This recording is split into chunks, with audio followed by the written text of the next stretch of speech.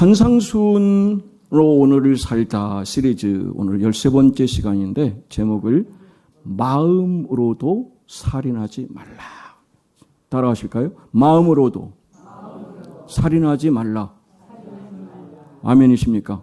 네. 쉽지 않죠. 네. 그러니까 우리가 살인하지 말아라라고 하는 이 얘기를 여러분 하신다면 목사님 제 인생에 살인은 관계없습니다. 적어도 나는 반듯하게 살았고 그렇게 그냥 뭐 살인에 대한 생각을 가진 적이 없는 이 거룩한 저에게 웬 말씀이십니까 하신다면 그래서 오늘 제목을 붙였잖아요. 마음으로도 정말 단 한 번만이라도 입을 통해서 욕을 했거나 비난했거나 그게 다 뭐라고 말씀하세요? 예수님은 살인이다 그러세요. 그러니까 우리 모두는 살인이라는 이 범위 안에서 예외인 사람은 아무도 없다. 이런 말씀을 오늘 우리가 이제 듣게 될 텐데 함께 귀를 기울여서 은혜 받으시고 여러분 살아야 됩니다. 아멘. 여러분 산상수훈대로 살아라고 이 말씀을 나누는 겁니다. 그래서 저는 이 말씀을 준비하고 또 살아가는 과정 중에 자꾸 저기를 점검합니다. 과연 나는 설교자가 아니라 정말 실천하는 행함을 통해서 하나님 보실 때 합당한 사람인가? 이걸 여러분 자꾸 여러분 스스로가 점검하시며 살아가시는 여러분 되셨으면 좋겠습니다. 아멘. 마태복음 15장에 보면 예수님의 제자들이 밥을 이렇게 우리로 말하면 식사를 하려고 하는데 손을 안 씻습니다. 당시의 장로들의 전통이라고 표현되어 있고 교회들의 전통에는 꼭 손을 씻고 음식을 먹게 되어 있는 거예요. 그러니까 예수님을 향하여 당신의 제자는 왜 이렇게 기본기가 안 돼 있느냐라고 이렇게 책망 아닌 책망을 할 때 예수님께 하신 말씀이 있으세요. 이 백성이 입술로는 나를 공경하지만 마음은 나에게서 멀리 떠나 있다. 그렇게 얘기를 합니다. 그러니까 마음이 떠나 있다라는 겁니다. 그러면서 하는 말씀이 이렇게 말씀하시거든요. 입으로 들어가는 것은 사람을 더럽히는 게 아니라는 겁니다.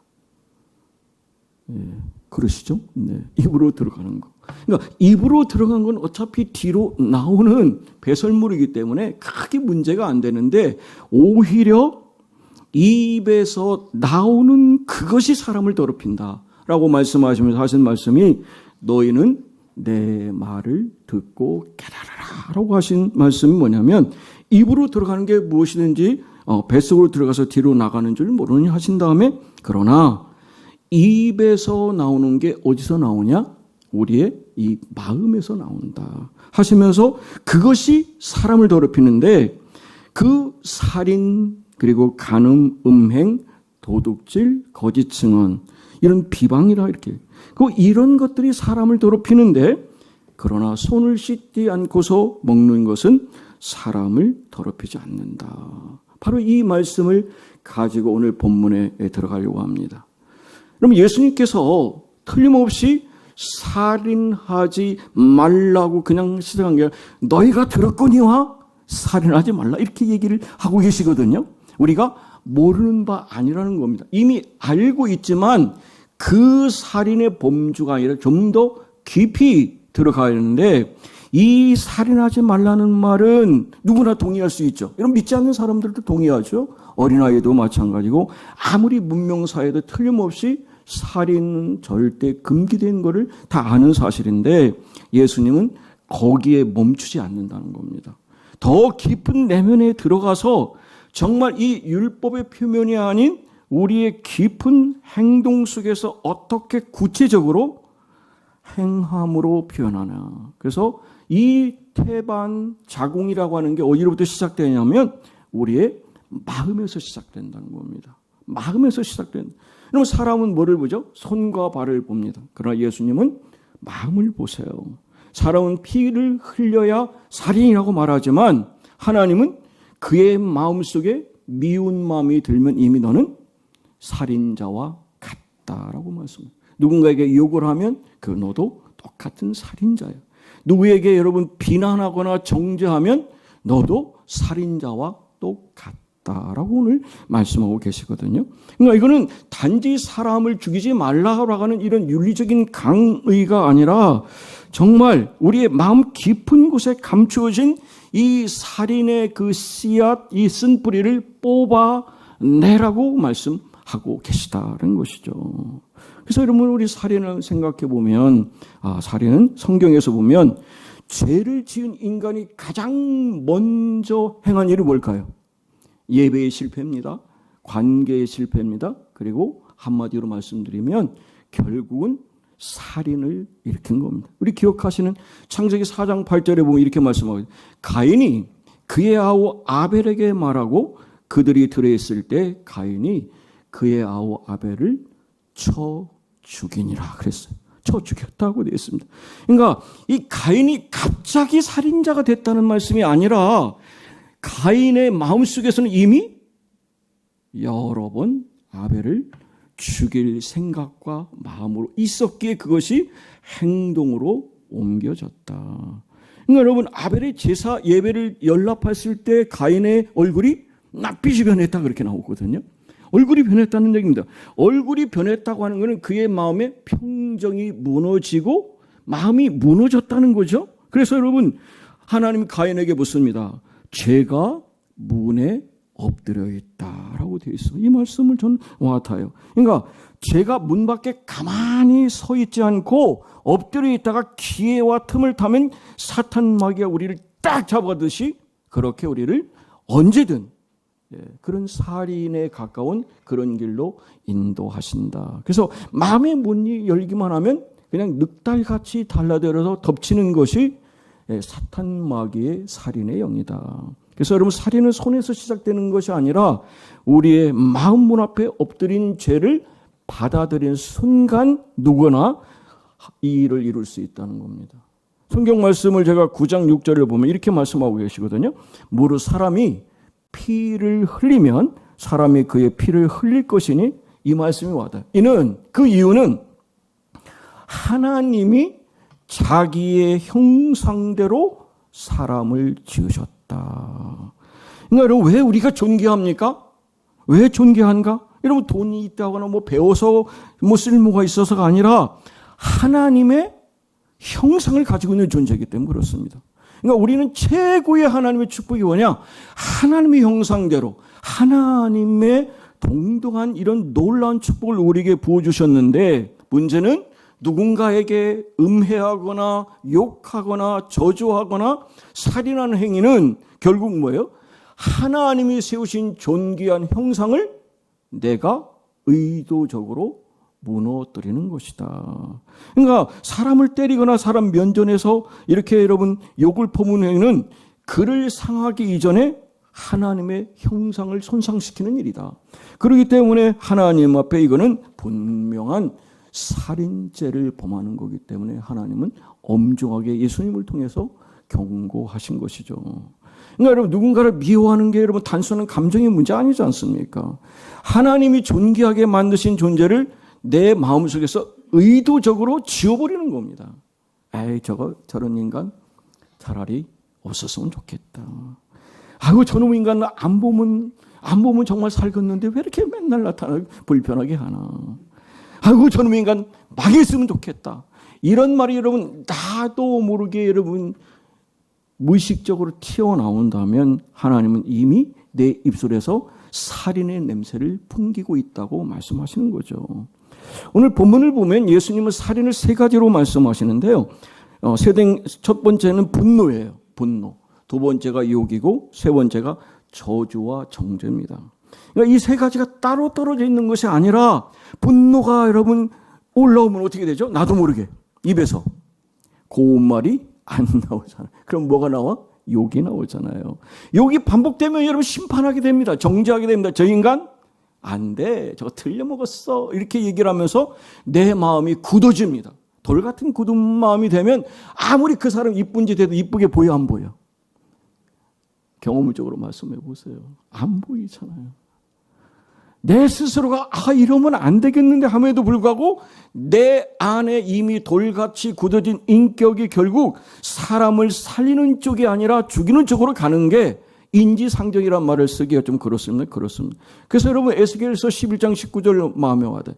하나님이 우리에게 어떤 말씀을 주시냐면요. 내가 그들에게 일치된 마음, 한결같은 새 마음을 주시는데 그게 새로운 영을 부어주신다고 하시는 말씀에서 내가 그들의 몸에서 이 아주 굳어진 마음을 제거하고 살같이 부드러운 마음을 부어주시겠다. 할렐루야.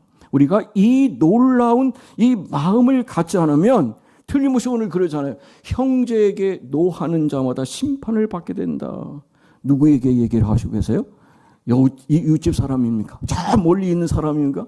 나와 함께 살고 있는 형제입니다. 내 아내입니다. 내 자녀입니다. 내 부모입니다. 그만큼 주님은 원수를 이야기하는 게 아니라 바로 나와 가까이 있는 형제들을 향한 말씀을 하고 계세요. 왜 그럴까요, 여러분? 누구한테 상처받습니까?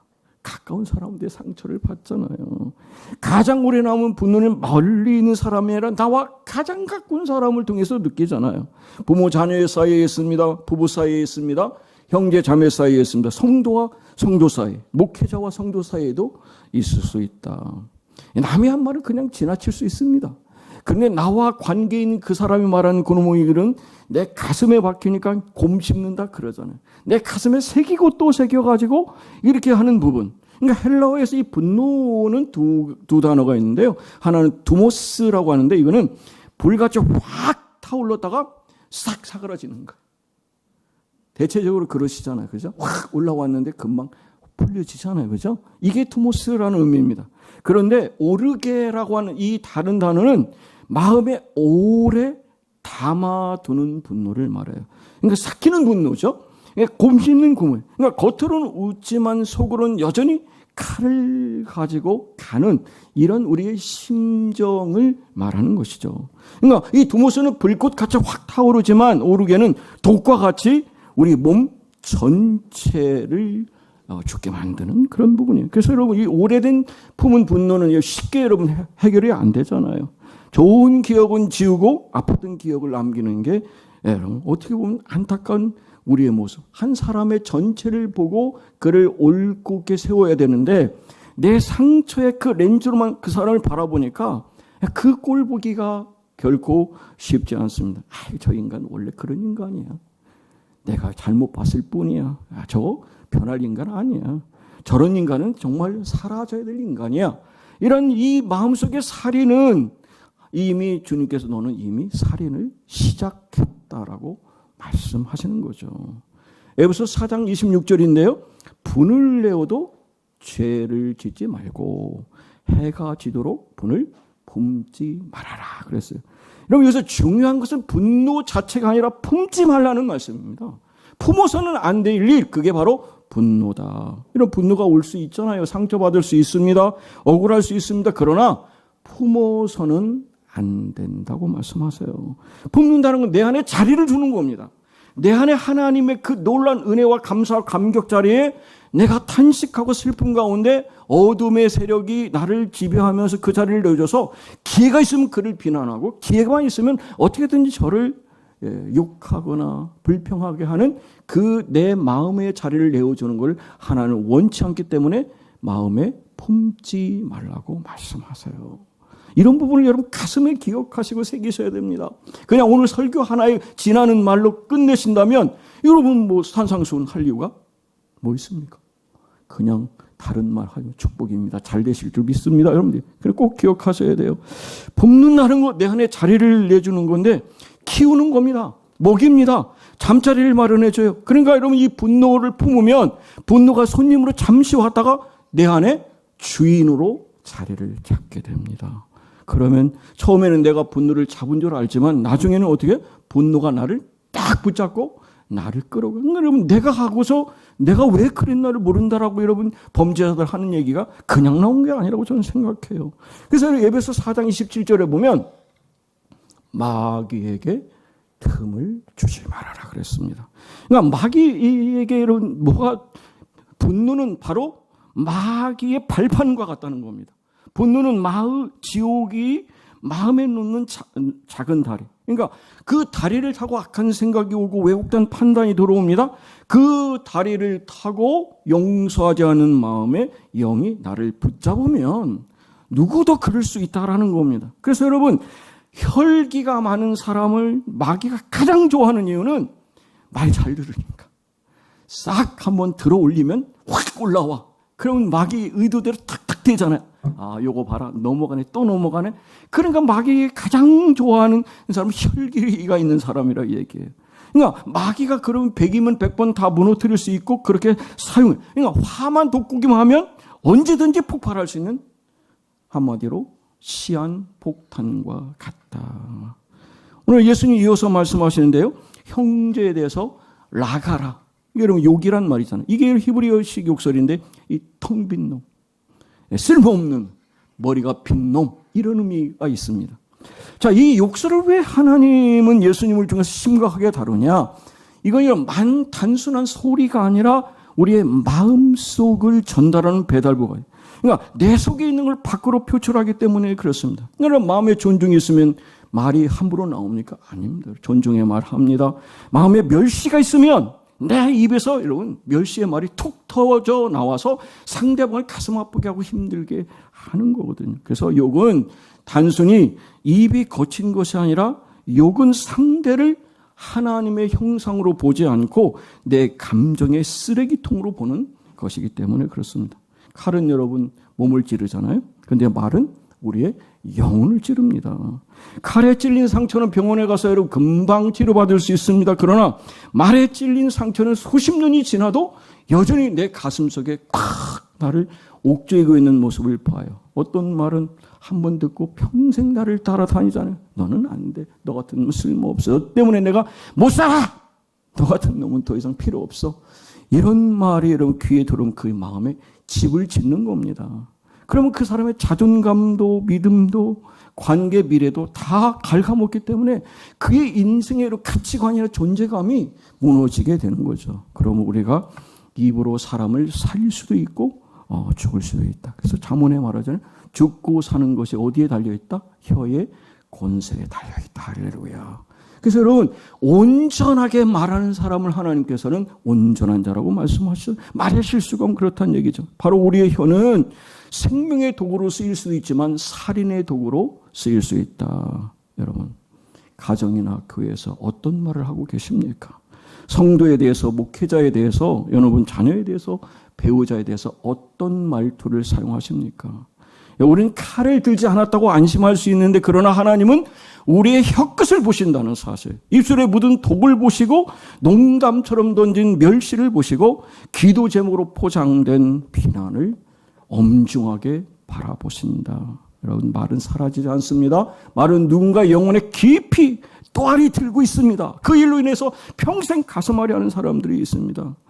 그 일을 기억하면 왜 우리가 예수님 통해서 이 한마디의 욕이 그렇게 무서운가를 보게 되죠. 세 번째 보면 남을 저주하는 마음이 살해를 부른다 그래요. 미련한 놈이라고 얘기하면 말씀하시죠. 지옥불에 들어간다. 반드시 지옥에 간다는 말씀을 강력하게 하시잖아요. 이건 여러분 이 미련한 놈이라고 하는 이 부분은 도덕적으로 타락한 자, 하나님 앞에서 버림받은 자라 이런 뉘앙스가 있는데 이게 단순한 욕이 아니라 정죄라는 거죠. 너 같으면 끝났어. 넌 희망이 없어 임마. 너 같으면 하나님도 포기하실걸? 이렇게 여러분 사람이 해서는 안 되는 말을 하게 됩니다. 왜 그렇습니까? 하나님만이 심판자시기 때문에 그렇습니다. 우리는 상대 일부를 보지만 하나님은 전체를 보시거든요. 하나님은 모든 것을 다 보시는 우리는 오늘 지금 내 눈앞에 보이는 것 가지고 판단하기 때문에 그렇습니다. 그래서 여러분 우리는 꼭 기억하셔야 돼요. 하나님 제 안에 누군가를 정죄하고 판단하는 이 분노가 있거나 그런 욕이 있거나 정죄가 있으면 반드시 기억하게 하십시오. 하나님 저는 더 이상 사람을 죽이는 사람이 아니라 사람을 살리는 존재로 살기를 원합니다. 그렇게 사서야 하나님 앞에 우리가 바로 서게 되는 거죠. 그러면 오늘 결국 문제는 뭔가? 우리의 마음이 문제다. 마음이 문제라는 거죠. 하나님 앞에 누군가 앞에 실제로 죽인 사람 없고 법적으로 죄 지은 사람 없고 내가 그래도 너보다 나아. 라고 얘기하는 것은 우리가 외적인 판단이지만 하나님은 중심을 보시지 않습니까? 그리고 그 중심 속에 있는 그 마음의 생각이 어떠한가를 보신다. 그래서 여러분 우리가 이 부분을 바라보면서 하나님, 제가 더 이상 삶 속에서 누군가의 재판관이나 심판관이 되지 않게 해주시고 그 일을 위해서 누군가를 심판하는 일로 인해서 죽이는 일 없도록 저를 붙잡아 주십시오 라고 고백해야 됩니다. 그래서 오늘 저는 이렇게 말씀을 정리해 보려고 그래요. 복음은 우리의 마음의 왕좌를 교체하는 겁니다. 더 이상 내가 왕이던 자리에 있지 않고 거기서 내려와서 예수님을 왕으로 모시고 그분이 원하시는 대로 그분의 생각대로 따라가는 것. 오늘 예수님 말씀하시나요? 너희가 오늘 예물을 드리다가 예배를 드리다가 형제에게 원망한 일이 들게 생각나면 어떡하고요? 그 제사 내려놓으랍니다. 예배 여러분 멈추라는 겁니다. 그리고 화목하고 와서 온전한 예물과 예배를 드리는 것, 이거를 얼마나 충격적입니까? 하나님이 가장 기뻐하시는 최고의 영광스러운 행위가 예배인데 그 예배를 그렇게 좋아하시는 하나님께서 잠깐 멈춰라 라고 하시면서 예물을 드리면서 화해를 외면하고 왔으면 다시 돌아가서 온전히 회복하고 화해에 오지 않으면 예배를 가볍게 여기기 때문에 예배를 받지 않으시겠다는 말씀이죠. 그러니까 하나님이 예배를 가볍게 여기신다는 말씀이 아니라 하나님은 예배 그 이상으로 우리가 하나님 앞에 깨어진 그 마음을 가지고 오면 온전한 예배가 될 수 없기에 찬양도 기도도 받아내지 못한다는 것이죠. 왜냐하면 우리의 기도가, 우리의 찬양이 우리의 마음속에 아직도 누군가를 밀어내고 있다면 그러면 하나님은 그 예배 받으실 수 없다라고 말씀하시는 거죠. 그래서 먼저 가서 화목하라고 말씀하셨고 먼저라고 말씀하고 계세요. 나중에 아닙니다, 여러분. 언젠가 마음이 풀리면 상대가 사과하면 아니요, 여러분. 내가 먼저 가라는 게 복음의 길이고요. 십자가는 여러분 하나님이 직접 이 땅에 예수님으로 오신 사건 아닙니까? 먼저 회개하여서 우리에게 오신 게 아니라 먼저 사랑해서 예수님이 이 땅에 오셔서 우리에게, 사도 바울이 그러죠. 우리가 아직 죄인 되었을 때 그리스도께서 우리를 위하여 죽으셨다. 주님이 먼저 오셨습니다. 주님이 먼저 손 내미셨습니다. 하나님이 먼저 화해 손길을 내밀었습니다. 그리고 복음을 받은 사람은 기다리는 사람이 아니라 먼저 가는 사람임을 분명하게 말씀하고 계십니다. 그럼 여러분 질문하실 수 있을 거예요. 목사님, 그러면 분노는 다 죄입니까? 라고 물으실 수 있죠.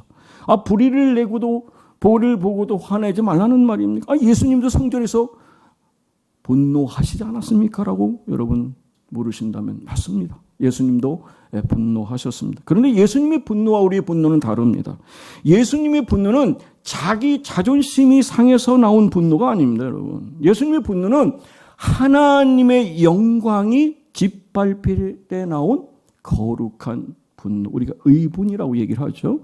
그러니까 예수님은 사람을 파괴하지 않으셨습니다. 그 죄를 그대로 드러내셨고요. 예수님의 분은 복수로 흐르지 않고 그를 오히려 구원으로 흘렀다. 그래서 우리가 의로운 분노를 내기 위해서 어떠해야 되는가?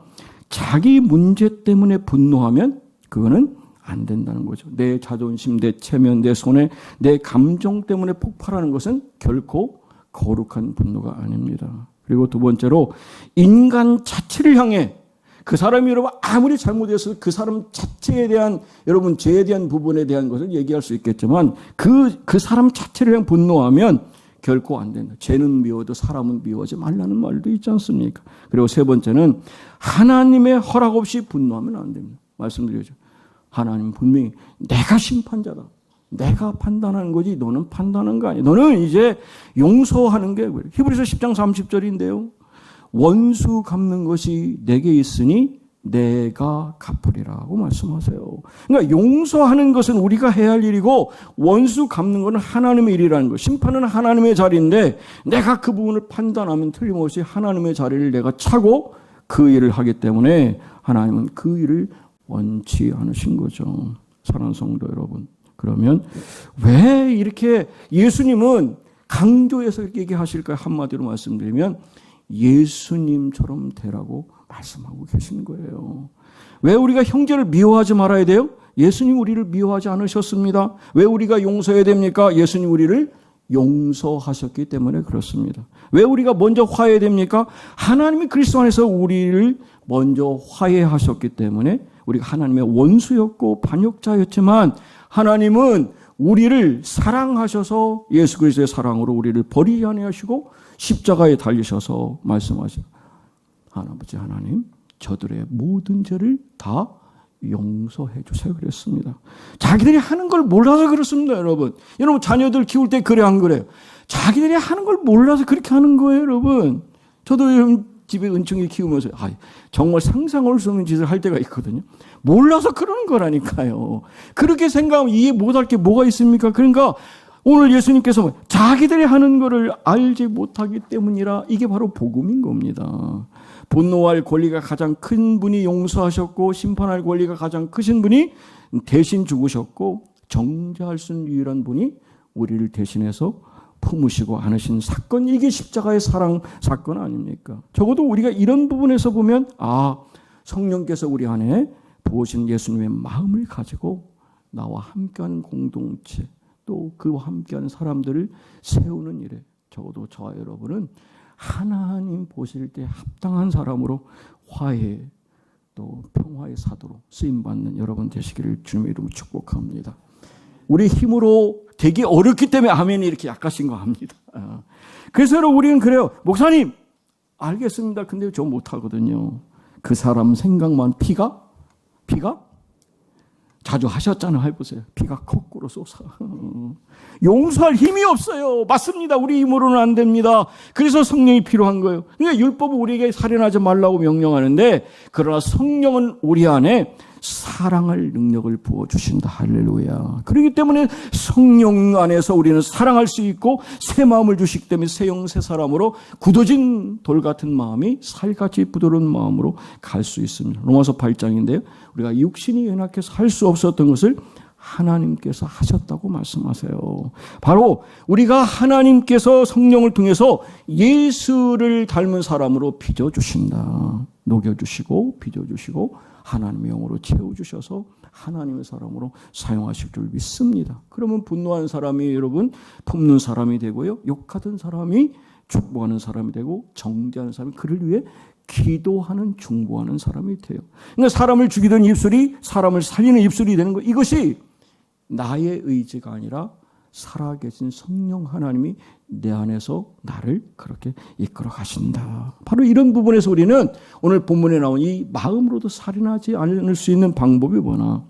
분노가 일어날 때 그것을 죄로 인정하되 합리화해서는 안 된다. 충분히 화날 만하잖아. 그게 아니라 정말 이해될 수 있는 이 부분을 생각하면서 가는 길 우리가 찾아야 되고요. 그리고 화해의 길을 모색해야 됩니다. 가능하면 우리의 마음은 불편하니까 화해하려고 안 합니다. 그러나 틀림없이 화해는 하나님께서 순종하라고 말씀하세요. 제가 순종이라는 말을 오페이로라는 헬라어를 썼는데 말씀드렸잖아요. 하나님의 말씀을 아멘, 이해, 순종하는 것, 그것이 여러분 순종의 성서적인 의미입니다. 그래서 여러분 꼭 기억하셔야 되는데 오늘 본문에도 그러잖아요. 이 일은 머뭇거리지 말고 즉각적으로 해야 된다.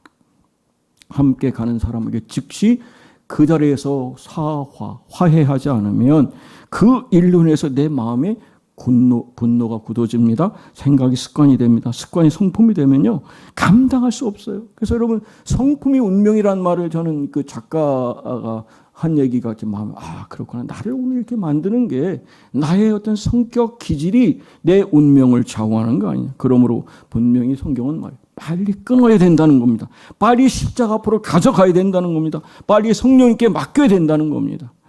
말씀을 마치겠습니다. 오늘 분명히 예수님은 살인하지 말라는 말씀. 그럼 지금까지 우리는 마음으로 안심해서 적어도 나는 살인하고 관계없이 살았어. 그러나 하나님은 우리에게 물으십니다. 정말이냐? 네 마음에 아무도 죽이지 않았느냐? 내 말로 아무도 찌르지 않았느냐? 내 판단으로 아무도 묻어버리지 않았느냐? 이 말씀에 여러분 누가 여러분 예외일까요? 그러므로 우리는 하나님 앞에 회개하며 하나님 피를 흘리게 한 적은 없지만 누군가의 눈물을 흘리게 한 죄를 용서해 주십시오. 법정에 선 적은 없지만 하나님 앞에서 심판대 앞에서는 피할 수 없는 마음의 죄를 지었습니다. 용서해 주십시오. 하나님, 저에게 살리는 마음을 주셔서 마음의 살인자가 아니라 생명을 살리는 자로, 화해의 사람으로, 축복의 사람으로, 중보의 사람으로 살게 해주세요. 이게 바로 산상수훈에서 말씀하는 핵심 메시지입니다. 산상수훈은 우리가 불가능한 것을 기준으로 해서 우리를 절망시키는 말씀이 아니라 예수를 통해서, 성령을 통해서 우리는 얼마든지 하나님의 사람으로, 새 사람으로 변할 수 있는 하나님이 선포하신 왕의 헌장이다. 그러므로 하나님, 사람을 죽이는 사람이 아니라 살리는 사람 되겠습니다.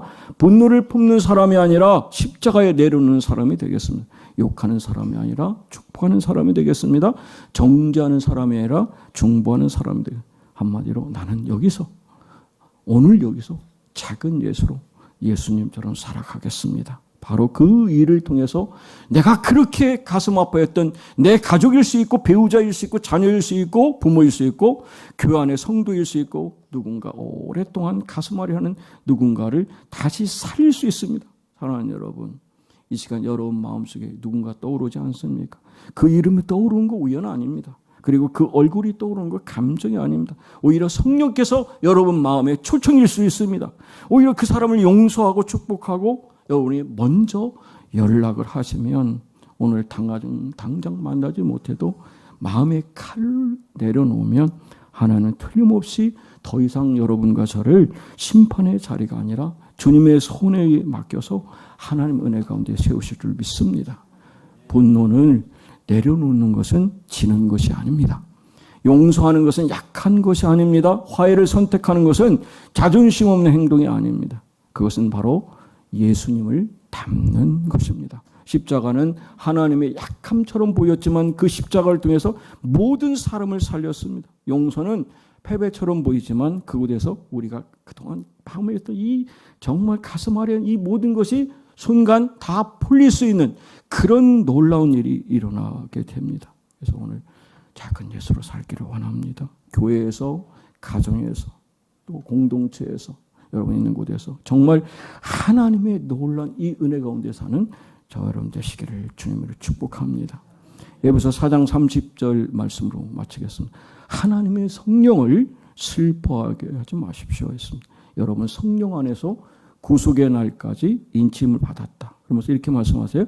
모든 악독과 노함과 분냄과 욕설은 모든 악의와 함께 벗어버리고 서로 친절하게 대하며 불쌍히 여기며 하나님께서 그리스도 예수 안에서 여러분을 용서하신 것 같이 용서하십시오. 이게 바로 예수를 따르는 사람이고 예수를 통해서 하나님의 은혜를 보는 저 여러분 될 줄 믿습니다. 이 믿음 가운데 이 한 주간 사셔서 우리 모두가 기쁨 속에 하나님 말씀처럼 살았음을 감사합니다. 살아내는 기쁨이 있습니다. 고백하는 저 여러분 되시기를 주님의 이름으로 축복합니다.